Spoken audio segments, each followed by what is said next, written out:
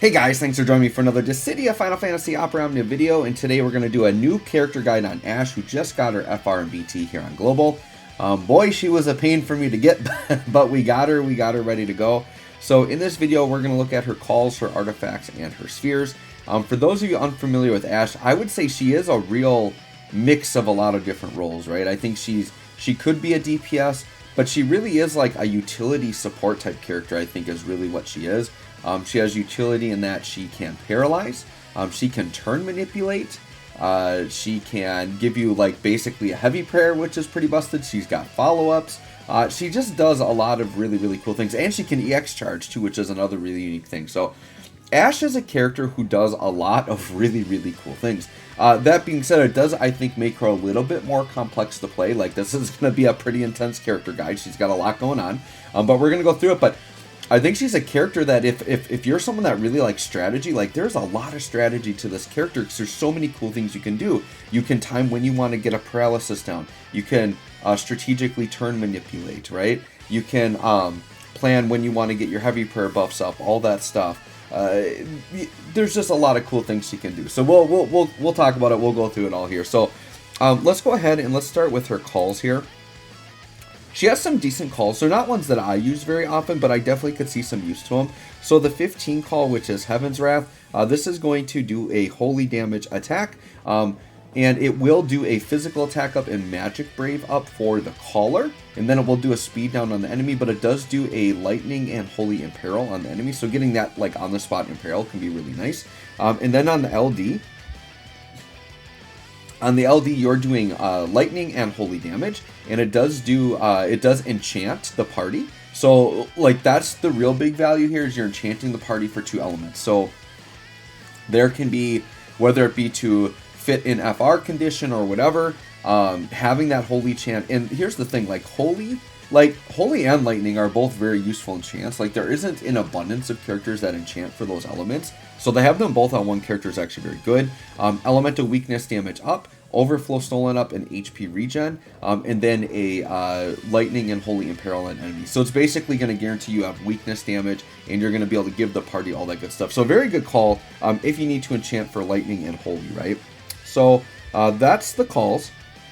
Now, I don't know if you should summon just for her LD call, but it is pretty good, right? So let's go ahead and take a look at Ashe herself. By the way, I just want to shout out this BT sword. This BT sword is sick looking. So I was looking at them, like the FR one's kind of big and bulky, but I like that BT. It looks just so good with like her normal outfit. I think that's just what she was meant to have on. So, I mean, I could give her the surfboard, but we're going to give her the BT sword. That looks pretty good there. So let's go ahead and look at her artifacts here. She's pretty simple. You want to go attack 108, max brave 330. I would consider her like a primary or secondary damage dealer, so attack is going to be pretty good, and max brave is always good as well. If you really want to focus on attack, you could go attack 108 and then buff attack up, which will give her another 5% attack. So if you want to go like a full attack route, you could go with that too. Either one I think is a decent choice. And then for her spheres, we've got an A slot and 2 D slots. So the A slot, I would say really focus on brave damage with her. She does a lot of brave hits. So I would say brave damage, I would actually take over attack on her, but if you can get both, so like Rydia would be really good because she does do weakness damage, and you get brave damage and attack. You could also go with the Jack if you want to get both of those, or you could do like 7. I think 7's a really good weakness damage, brave damage. That would be a really good one as well. I happen to have an Edgar one, and Edgar's got one of the better Ace spheres in the game. I don't talk about him enough, but his is really good. It's super easy to activate. You just have to have a debuffed enemy, right? So pretty much any team comp you're running, somebody's going to debuff the enemy, and Ashe herself can debuff. So and this is brave damage up by 10%, so Edgar's is very good there, so I decided to throw that down. And then the D slot, you just do any of the generic party attack up ones, and Ashe is one of those. So Ashe, Saz, Lise, Hope, Luna Freya would be there. Cissnei, I think, is another one. There's a lot of ones you can use. Now, if you have extra Luna Freyas, that is one that Ashe can activate, being that it is weakness damage. But I just happen to have, so Ashe, I had hers upgraded from her initial EX and put it on her. And then I drew so many Ashe EX, I just made another one and gave her 2 full Ashe. So Ashes are stackable. So basically, anytime she grants a buff, I'm going to get party attack up 10%. So that's pretty good there. So I feel like that's a pretty good setup I've got there. We got some brave damage up and we got some party attack up. So that's a pretty good setup. So let's go ahead. Let's hop into this meaty showcase. There's going to be a lot to show off with this character. By the way, if you didn't notice, I've got her fully decked out with an Ultima weapon and everything. I definitely don't need extra force charge. I'm not even going to bring a friend. I'm not going to worry about it. I could do like more extra shenanigans, but no, we're just going to hop in like this. You know, I could go crazy and do like launch damage and all that, but we're not going to mess around with it. So we're going to hop in and we're going to go into Define Bahamut here. This way I can just freely kind of damage the enemy a bunch. And I'm just going to keep attacking the ads pretty much and ignore Bahamut. Then we'll get into our FRBT and then we'll just do a bunch of damage and see what we can do to him, right? Alright, so Luna Freya is going to start off. And we are going to quick prayer Ashe just to get her some turns right away, which is good. And then, yeah, I actually am going to, I do want to charge up a little bit. Oh, no, I don't need, that's the other thing about showcasing on this fight. I don't have to force charge. We just start off at 100%. So that's actually really good. So what I'm just going to drop her BT effect. Now, I don't know if I'm going to go into, like, force time immediately. I kind of just want to show off her kit a little bit before I, like, go crazy. And just show some, like, natural turns and things that we'll do with her, right? Alright, and then Penelo, we need to get Penelo going. Now, this is going to be a very buff-heavy team. Because, like, I think Ashe herself will already put 5 on herself. So, yeah, this is going to be, like, where you're doing a lot of buff overriding and stuff like that. But the buffs will be plentiful on this team. Which actually synergizes well with Penelo's FR, because you need to have a lot of buffs to do that anyways. But she herself can provide all that, right? So with Penelo, do I want a BT effect right away? I suppose I could. Sure, let's just BT effect right away and just have everybody's BTs going crazy. And then we'll have Ashe looking good for like 3 attacks here. And then after that, when I cycle around, I might actually go into her FR and show off the rest of her kit, right? So Ashe does have a lot going on that we need to explain. The one thing is she does start with all of her primary buffs at quest start. So I'm going to give you the way that I think you should start with her. So what I would do is, since you've got a free skill use, you should just put this attack all AA on, because it is going to be nice for the party. Okay. And then what you want to do is you want to pop this special HP attack called Queen's Order. Queen's Order is a ridiculously awesome attack. There's only 2 ways to get it. One way is you get it at quest start, so she starts with it. The other way is after she uses her LD. So it's imperative that you use Queen's Order once before you go into your LD, otherwise you're wasting a skill use of it. So let's press it. Now when we press it, what it's going to do is it's basically a turn manipulation. We can bring a party member up, right? So let's say I want to bring, we'll bring Penelo up. And they're actually going to come in and interrupt my quick prayer turns, but that's fine. Okay. So now we can just kind of do an attack with these guys. Let's just do this. So we saw the turn manipulation there. So here's what Queen's Order all does. It's really good. So it does the turn manipulation, gives her a free instant turn, fills the party's EX gauge to max. So you'll notice that our EX gauges all just went sky high to max. So now we can just pop EXs. So that is really good, right? So this is part of the strategy is you could be using characters with slow EXs, wait till right after they use it, pop Queen's Order, give them back-to-back EXs. It's very powerful, right, to be able to do that. And then what it does is it gives allies a Queen's Order buff. Now, if we look at Penelo, let's make sure she's got it. Yep, Queen's Order, and she's got it for 3 turns. She's already taken a turn. This is normally a 1-turn buff, but one of Ashe's EX buffs makes it so any buff she applies gets 3 turns added onto it. So you want to make sure you always upkeep the EX buff, and it's going to make sure your Queen's Order will come in at 4 turns. Now, the other really busted thing from Queen's Order, so it's also going to do like a Max Brave up, and then it's going to do a Party Magic attack up and Physical attack up.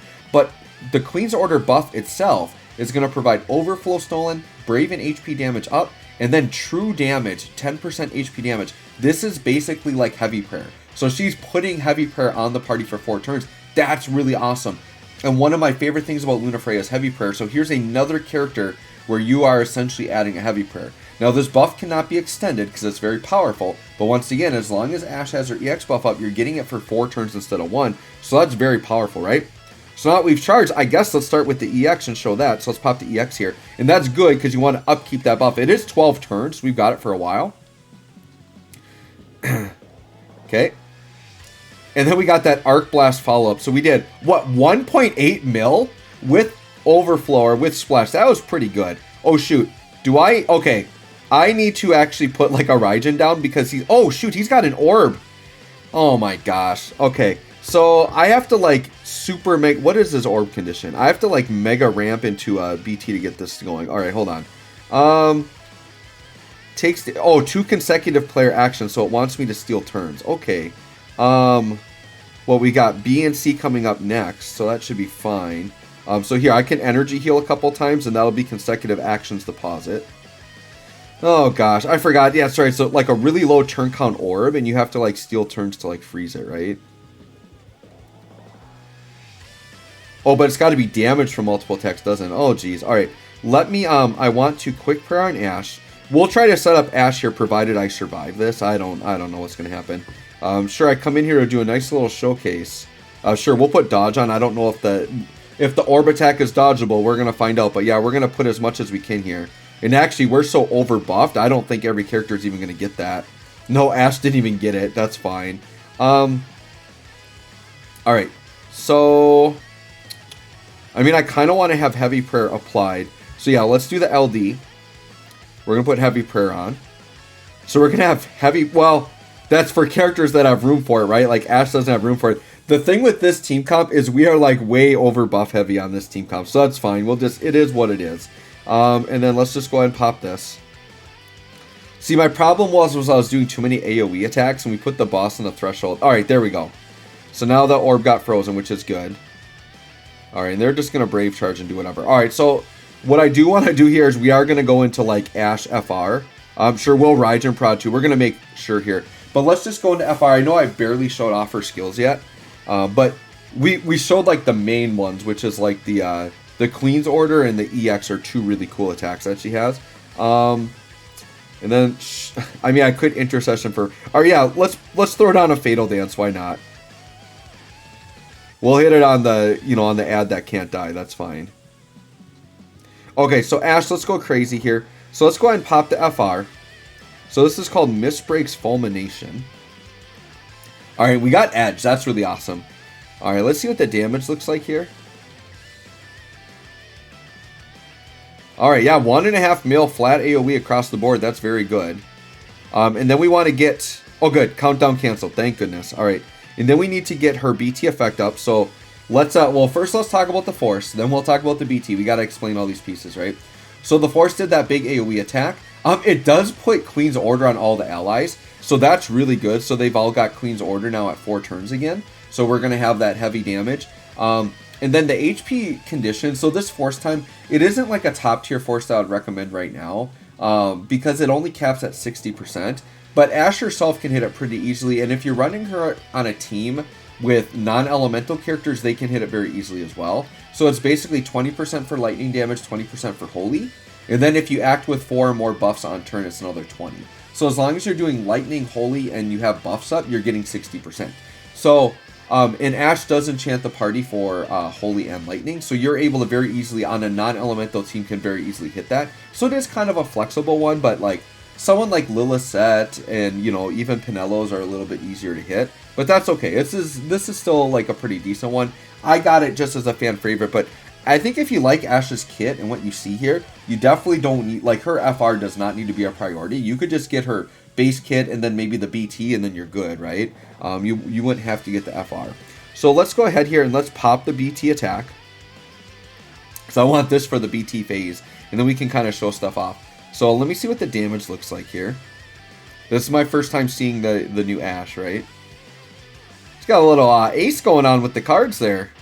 Alright, 1.6 AoE. I mean, good damage all around. Now, we do have, like, a fully maxed out Ashe, right? Fully decked out. Okay, and we got 65%, which that's to be expected. Okay, and then now let's go ahead, and I guess I could pop a regular attack and then go to Burst Phase. No, let's just go Burst Phase, and we can just show off the rest. So let's go Burst Phase. Alright, so what haven't we shown yet? We haven't shown the LD. I'll wait on that one, though. So let me see, because here's the thing. So she's got Quick Prayer 1 turn, that doesn't matter. Okay. And yeah, we're just so buff blocked. Okay, so let's go ahead and let's just pop Node Wayne's Glow so we can see what this looks like. Okay, so single target with splash. And then this is one thing that the burst effect does, is it adds a ridiculous follow-up attack. So let's talk about the burst, because I didn't really talk about that yet. So that did that big AoE attack that you saw there. So for the party, it's a 6-turn effect. Brave damage up, brave damage limit up, HP damage limit up, overflow stolen up. And then any excess healing will be brave gains instead. Enemies cannot buff our brave gain. That is ridiculous. So while this is up, the enemies just get locked out. So this can be a very powerful effect against very frustrating enemies that are constantly putting on like ridiculous buffs, right? And they can't brave gain either, which is really good. And then Ashe will trigger her follow-up anytime she attacks, which we just saw there.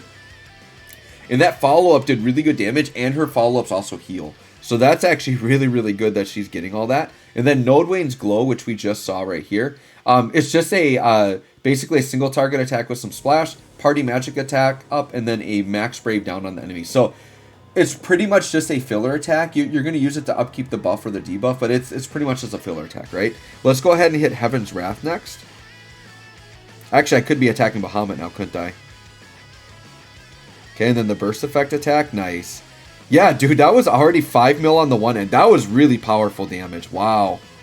Okay, I was pretty impressed with that. I'm going to target Bahamut now. So Heaven's Wrath is a holy damaging attack with some splash. And then we get a party physical attack up and max brave up, and then a speed down on the enemies. So basically between our 15 and 35, they're literally just kind of like filler buffs and debuffs. They're not like super important parts of her kit. So just use them as like filler buttons with some damage. And there was some good damage there, especially with the BT effect up, right? That being said, because we are getting the follow-ups with Ashe with the BT effect, I do think she is a high invest character. I think you want the BT and you want to green her if you're going to use her as a damage dealer. Now, if you just like her as a support, you could use her LD only. And if she's not your primary damage dealer, I think she actually could be fine, right? Let's go ahead and sure, we'll hit the EX again. So we've already seen that, but we'll hit it again. Oh, the other thing I forgot to mention about the EX is it does paralyze too. So it's a single target. Well, no, it's a paralyze that splashes and it does AoE paralyze. Now, I think this boss might be immune to paralyze, so we haven't seen that hit. But yeah, look at that. Already 10 mil at 300%. That, dude, her damage is actually pretty heavy. But yeah, we did miss that. It does put a one-turn... Well, yeah, it does a one-turn paralyze on all the enemies. So that's the other thing. The other thing from her EX is you do get the buff Dynast King's Bloodline, which I didn't really talk about that. It does do a Holy Enlightening True enchant. So what that means is no matter what element you already have, it will still enchant for both elements. So even though she already has an attack that's lightning or holy, it will still put the other element on with it. And then if that element was naturally that element already, then it adds a buff to that. So that's really good. And then the big thing with Dynast King Bloodline, which I already mentioned, is it makes all of her buffs have 3 extra turns on it. So very, very good to have that, right? Okay, let's go ahead and pop the LD because we haven't done that yet. And let's see what this damage looks like. And then the additional. Dude, these additionals are quite powerful with healing. Yeah, 7.8 mil AoE. That's pretty darn good. So let's take a look at the LD here. So it was that big AoE attack that is Holy Enlightening damage. It does give herself the Noble Vow buff. This is going to give her 30% Brave retain. So that means that like whenever she attacks, she's going to retain 30% of that Brave and make it harder to break. All of her attacks then will inflict Holy Enlightening resist down. So it's basically makes all of her attacks in peril. So that's, you're going to constantly upkeep that. Does a party HP damage up, overflow stolen up, HP regen. And then it is going to do a party Holy Enlightening enchant. And then an extra 30% Brave damage when doing weakness damage, which is very good. So that's a lot that she's getting off of that, right? And then it also does an imperil on the enemies, which she's going to be getting constantly. So very good. It also restores the skill use of her skill 1 and skill 2 to help give her longevity. All right, let's pop the FR again, since we're kind of getting up there in the FR gauge. But yeah, I'm actually like pretty impressed with her damage. Like as a main damage dealer, she's putting up big numbers here. Look at that, 11 mil AoE, and we're only at 460%. Like she's putting up competitive damage dealer numbers, and she's doing all this other stuff, right? The turn manipulation, the paralyze, the EX charging. Like I love it. Like this is, I'm glad I invested in her. She's a very cool character. And then obviously we want to pop the Queen's Order. We want to have that up. And sure, we'll pull Penelo up, I guess. Sure. And that will pull them both up in front, obviously. Wow, big time damage, man. Okay. And then this should pop Bahamut, and we should be out of here. Pop the BT effect again. So I might do like a quick little summary at the end, because there was just like a ton of stuff we talked about, right? So I might kind of do a quick summary again of her. I just want to see if we took them out here. I think we did. So 139 mil there, and not very optimized at all. I didn't have launching. I didn't have any additional follow-up attacks other than her own. So I think Ashe is a competitive damage dealer. She did very, very well there. So anyways, to kind of summarize, she's going to come in with all of her relevant buffs up. But I would just use her AA because it's free and it's like a low use amount, so just get that on. Do Queen's Order right away, and because you got your EX buff at start, it's going to do 4 turns. From there, you can kind of just use whatever attacks you want in whatever order, but you got to make sure you're upkeeping that EX buff, and I would do the EX right away. You could paralyze or strategically time when you want to do that paralysis, but really you can kind of use your skills in whatever order after that. You just really want to make sure you upkeep the EX, and then you're strategically timing when you want that Queen's Order to go up, when you want to turn manipulate, when you want to paralyze. Once again, she's a very strategically based character. She's not nearly as straightforward as other characters, and I kind of like that because there's a lot, because she does so many different things, and you don't have to do them in any certain order. There's just a lot of strategy to playing this character, which I like. So I think I'm going to have a lot of fun with her. I am going to try to use her a lot. I'm definitely going to try to feature her on the Spiritus fight. These Spiritus fights are very difficult, so we'll see how it goes, but I'm sure they're going to make her look really good in there. And the fact that she does so many crazy things like paralysis, turn manipulate, EX charge, means the boss is probably going to be pretty nasty, because you're going to need to shut down a little bit. There's been a lot of kind of like paralysis and stuff. They featured Agrius here, so I'm guessing the boss is going to be really, really nasty for attacks, and you need to shut them down. So anyways, guys, let me know what you think of Ashe. Thanks for watching. We'll catch y'all on the next one.